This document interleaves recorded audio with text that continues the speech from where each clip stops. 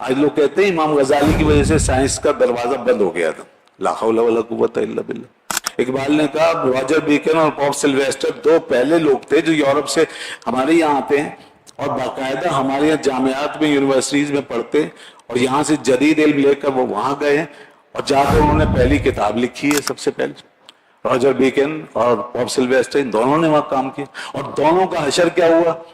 جب انہوں نے سائنس کی اور تحقیق کی بات کی تو دونوں کو سزائیں ملنا شروع ہو گئی اور ان کو قید و بند میں اندر ڈال دیا گیا.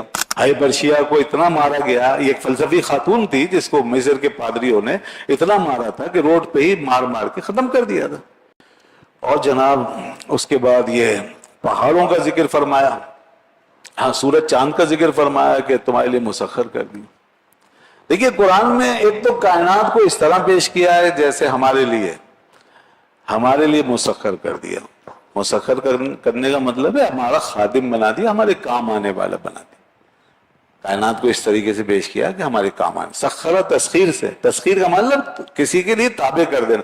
تو اب یہ کائنات ہمارے لیے دو طرح سے ہمارے کام آ رہی ہے. ایک تو یہ کہ خود بخود آٹومیٹیکلی ساری چیزیں جو بڑے بڑے جو فنومیناز ہیں تو وہ تو خود ہی ہمارے کام آ رہے ہیں, سورج چاند ستارے موسم وغیرہ یہ وہ. اور دوسری چیزیں وہ جو ہم ایکسپلور کر رہے ہیں, جنہیں ہم یوٹیلائز کر رہے ہیں, جنہیں دریافت کر رہے ہیں اور ان سے کام لے رہے ہیں. تو اس میں ہماری ٹیکنالوجی وہ کام آ رہی ہے ہماری. تو یہ دونوں طریقے سے تسخیر ہے. اس دنیا میں یہ تسخیر کا عمل جاری ہے. یہ اللہ کی شان بار بار اس میں بتایا, یہ کائنات تمہارے لیے مسخر کر دی گئی.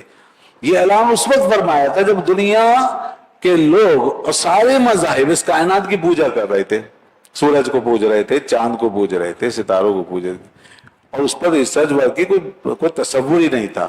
وہ اس کی اجازت بھی نہیں دیتے تھے. یہی وجہ یورپ میں سائنس کی مخالفت ہوئی تھی, ان کے اسی قسم کے مذہبی نظریات کی وجہ سے, کیونکہ مذہب اجازت نہیں دیتا تھا کہ خداؤں کو چھیڑا جائے, ان کو ایکسپلور کیا جائے, ان کے حقائق پہ بحث کی جائے, ان کے بارے میں ڈیبیٹ کی جائے, کوئی کچھ کہے کوئی کچھ کہے.